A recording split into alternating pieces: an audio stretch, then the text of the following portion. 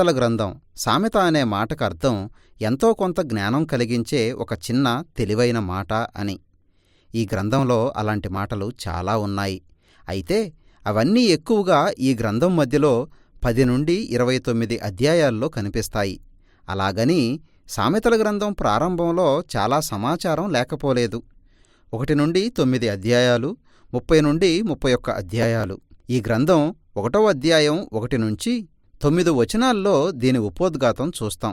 అది ఈ గ్రంథ కృతృత్వాన్ని సొలొమోను రాజుకు ఆపాదించింది. 1 రాజులు 3వ అధ్యాయంలో గాథ గుర్తుందా? ఇశ్రాయేలు రాజ్యాన్ని సరిగా పాలించడానికి తగిన జ్ఞానం దయచేయమని సొలొమోను దేవుణ్ణి వేడుకొన్నాడు. ప్రాచీన ప్రపంచంలోకెల్లా సొలొమోను అత్యంత జ్ఞానవంతుడు అని పిలువబడ్డాడు. 1 రాజుల గ్రంథం 4వ అధ్యాయంలో అతడు కొన్ని వేల సామెతలు, గీతాలు రాశాడని, మొక్కల గురించి, జంతువుల గురించి గొప్ప పరిశోధన చేశాడని తెలుసుకుంటాం.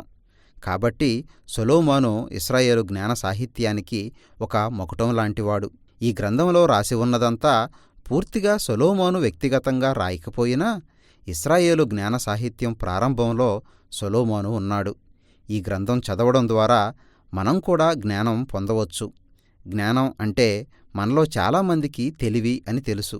కానీ హీబ్రూ పదం హోక్మాకి అర్థం అది కేవలం మన మానసిక చురుకుదనం కంటే, కార్యాచరణ కంటే మించింది. కాబట్టి ఒక నైపుణ్యం లేక జ్ఞానయుక్తంగా చేసే పని గురించి తీసుకుందాం. నిర్గమాకాండం 31వ అధ్యాయంలో ఇశ్రాయేలులో ఉన్న కళాకారులు, నిపుణులు ఈ హోక్మాని కలిగి ఉన్నారు అని చెప్పవచ్చు. కాబట్టి ఈ గ్రంథం ఉద్దేశం మనం దేవుని ఈ లోకంలో మంచిగా జీవించడానికి, కొన్ని నైపుణ్యాలను సంపాదించుకోవడానికి మనకి సహాయపడుతుంది. యెహోవా యందలి భయం. ఇక్కడ భయం అంటే మనల్ని బెదరకొట్టే విషయం కాదు. అది దేవుని గురించి, ఈ విశ్వంలో మన స్థానం గురించి ఒక ఆరోగ్యవంతమైన అవగాహన. నేను దేవుణ్ణి కాను అని, మంచి చెడుల విషయంలో ఏది సరైందో, ఏది దుర్మార్గమైందో అనే విషయాలు నా అవగాహనకు చెందిన విషయాలు కావు అని గ్రహించగలిగే ఒక నైతిక స్థితి. దానికి బదులు నన్ను నేను దేవుని ముందు తగ్గించుకుని మంచి చెడుల విషయంలో దేవుని నిర్వచనానికి తలొగ్గి ఉండాలి. అది నాకు అసౌకర్యంగా ఉన్నా సరే. ఈ ఉపోద్ఘాతం మనల్ని ఈ గ్రంథం 1 నుండి 9 అధ్యాయాల్లోని మొదటి భాగంలోకి నడిపిస్తుంది. ఈ భాగంలో ఏవో ఒక్కొక్క లైను సామెతలు కాక, ఒక తండ్రి తన కొడుకుకి చేసిన 10 ఉపన్యాసాలు ఉన్నాయి. కొడుకు ఏ విధంగా జ్ఞానం చెప్పే మాటలు వినాలి, యెహోవా యందలి భయం అనే దాన్ని ఆ విధంగా అలవర్చుకొని జీవించాలి, తద్వారా మనల్ని విజయానికి, శాంతికి నడిపించే ఒక శ్రేష్టమైన, యథార్థమైన, ఉదారత్వం నిండిన జీవితాలను కలిగి ఉండాలి అని గ్రహించాలి. మనలో స్వార్థాన్ని, గర్వాన్ని పుట్టించే బుద్ధిహీనత, చెడ్డ నిర్ణయాల గురించి ఆ తండ్రి తన కొడుకుని హెచ్చరిస్తున్నాడు. కాబట్టి ఆ కొడుకు జ్ఞాన సంపాదన, యెహోవా యందలి భయం అనే వాటిని తన జీవితంలో అత్యున్నతమైన గురిగా పెట్టుకోవాలి. ఈ గ్రంథంలోని సందేశం అంతా ఈ విధమైన ఆలోచనా విధానంపై ఆధారపడి ఉంది.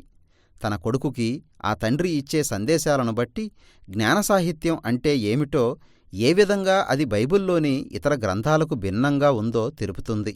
ఈ జ్ఞాన సాహిత్య గ్రంథాలు ఈ దేవుని సృష్టిలో ఏ విధంగా మంచిగా జీవించాలో తెలుపుతాయి. అయితే జ్ఞానం అంటే మోషే సీనాయి కొండ దగ్గర ఇశ్రాయేలీయులకు ఇచ్చిన ధర్మశాస్త్రం కాదు. అలాగే అది ప్రవచనంగాని, దేవుని సేవకులు చేసే దైవికమైన ప్రసంగాలుగాని కాదు. ఈ జ్ఞాన సాహిత్యం దేవుణ్ణి, ఇతర మానవుల్ని గణపరిచే విధంగా మనం జీవించడానికి సహాయకరంగా ఉంది. అది తరతరాలుగా దేవుని ప్రజల నుండి సంగ్రహించిన లోతైన అవగాహన.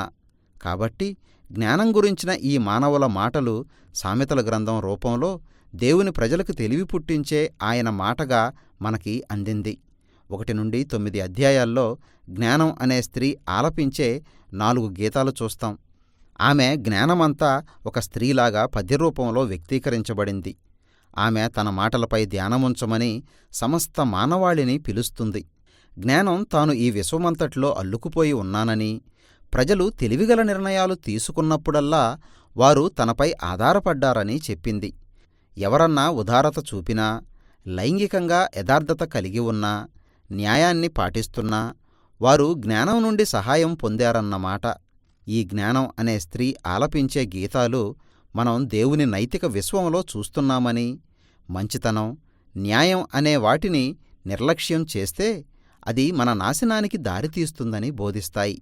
కాబట్టి దేవునికి భయపడి జ్ఞానయుక్తంగా జీవించడమే ఈ లోకంలో సరిగా జీవించడం. కాబట్టి ఒక తండ్రి నుండి, జ్ఞానం అనే స్త్రీ నుండి వచ్చిన ఈ ప్రసంగాలు, ఈ గ్రంథం మనకి బలంగా చెబుతున్నదేమిటంటే, ఏవో కొన్ని మంచి సలహాలను చదవడం లేదని, గతించిన తరాల అనుభవాలపై ఆధారపడి జ్ఞానాన్ని నేర్చుకోమని దేవుడు మనకి పంపిన ఒక ఆహ్వానం అని. ఇక ఈ గ్రంథం రెండో భాగమైన 10 నుండి 29 అధ్యాయాల్లో ప్రాచీన కాలంలోని వందల కొద్దీ సామెతలు చూస్తాం. అవి మన జీవితంలో మనం ఊహించగలిగే ప్రతి అంశానికి, అంటే కుటుంబం, పని, పరిసరాలు, స్నేహం, సెక్స్, వివాహం, డబ్బు, కోపం, క్షమాపణ, మద్యం, అప్పులు, ఇలా అన్నిటికీ యెహోవా యందలి భయం అనే జ్ఞానాన్ని అన్వయించి బోధిస్తాయి. అదే సమయంలో అవన్నీ 1 నుండి 9 అధ్యాయాల్లోని విలువల దృష్టిలో చర్చించబడ్డాయి. ఇవి చాలా చిన్న చిన్న సామెతలు కాబట్టి వాటిని నేర్చుకోవడం తేలిక. నిజానికి గ్రంథంలోని ఈ భాగం మనం మన జీవితంలో మాటిమాటికి చదువుకుంటూ మనల్ని మనం సరిచేసుకోవడానికి ఉద్దేశించబడ్డాయి. అందువలన ఈ సామెతలను చదవడానికి కొన్ని ముఖ్యమైన పద్ధతులు ఉన్నాయి. మొదటిగా, స్వాభావికంగా ఈ సామెతలన్నీ మనకి జరిగే అవకాశాలున్న వాటి గురించే. కాబట్టి మనం దేవునిపై భయభక్తులు కలిగి తెలివైన మంచి నిర్ణయాలు తీసుకుంటే జీవితంలో మనకి మంచి జరుగుతుంది. నీకు దేవునిలో భయభక్తులు లేకపోతే నీవు బుద్ధిహీనుడివి. నీ జీవితం సాఫీగా నడవదు. అయితే ఇది తరచుగా జరిగే సత్యం అయినా ఎల్లప్పుడూ అలా ఉండదు. ఇది మనల్ని తరువాతి అంశంలోకి తీసుకెళ్తుంది. ఈ సామెతలు వాగ్దానాలు కాదు, అవి విజయానికి సూత్రాలు కావు. ఉదాహరణకి, యెహోవా యందలి భయం దీర్ఘాయుష్షుకు మూలం. దుష్టుల సంవత్సరాలు తగ్గించబడతాయి. బాలుడు నడవవలసిన త్రోవను వానికి నేర్పుము, వాడు వృద్ధుడైనను దాని నుండి తొలగిపోడు. ఇలాంటివి. నిజమే, దేవునిపై భయభక్తులు కలిగి మంచి నైతిక జీవితం గడిపితే నీవొక శ్రేష్టమైన దీర్ఘమైన జీవితం కలిగి ఉండే అవకాశం ఉంది. మీ పిల్లల్ని ప్రేమగల మంచి వాతావరణంలో పెంచితే వారు చక్కగా స్థిరపడే అవకాశం ఉంది. అయితే వీటికి పూర్తిగా భరోసా ఏమీ లేదు. మన ఈ లోకంలో ఎన్నో విషయాలు తరచుగా మనకి వ్యతిరేకంగా జరుగుతాయి. కాబట్టి సామెతలు ఒక సాధారణమైన నియమాన్ని మనకి బోధిస్తాయి. కాని అవి అదేవిధంగా తప్పక జరగాలని లేదు. జ్ఞానసాహిత్యం ఈ విషయంలో స్పష్టంగా ఉంది. ఈ అంశం జ్ఞానసాహిత్యంలో మిగిలిన యోబు, ప్రసంగి గ్రంథాల్లో మరింత వివరంగా చర్చించారు. అవి ఈ జీవితం సాధారణమైన సూత్రాలపై నడిచేది కాదని, అది అతి సంక్లిష్టమైందని వివరించాయి. కాబట్టి మన జీవితం గురించిన విశాలమైన అవగాహన కోసం ఈ జ్ఞాన గ్రంథాలన్నింటినీ కలిపి చదవాలి. ఇదంతా మనల్ని ఈ గ్రంథం చివరి భాగానికి నడిపించింది. మొదట ఆగూరు అనే ఒక వ్యక్తి రాసిన గీతాలు. అతడు తన అవగాహనలేమిని, బుద్ధిహీనతని, తనకు దేవుని జ్ఞానం చాలా అవసరమని అంగీకరిస్తూ ప్రారంభించాడు. సరైన విధంగా ఎలా జీవించాలో బోధించే లేఖనాల ద్వారానే తనకి జ్ఞానం కలిగిందని అతడు గ్రహించాడు. కాబట్టి ఆగూరు సామెతల గ్రంథాన్ని బాగా ధ్యానించే వ్యక్తికి ఒక ఉదాహరణగా ఉన్నాడు. లేఖనాల్లో దాగి ఉన్న దేవుని జ్ఞానాన్ని తెలుసుకోవడానికి ఎల్లప్పుడూ సిద్ధంగా ఉండే వ్యక్తికి ఇతడు సూచనగా ఉన్నాడు. ఈ గ్రంథంలోని చివరి గీతాలు లెమూయేలు అనే యూదేతర రాజుకు ఆపాదించబడ్డాయి. అతడు తన తల్లి దగ్గర నుండి తాను పొందిన జ్ఞానాన్ని మనకు అందించాడు. తెలివిగా జీవించడం గురించి అతడు కొన్ని సలహాలనిచ్చాడు. ఇక ఈ గ్రంథం చివరి గీతం ఒక అక్షరమాల వంటిది.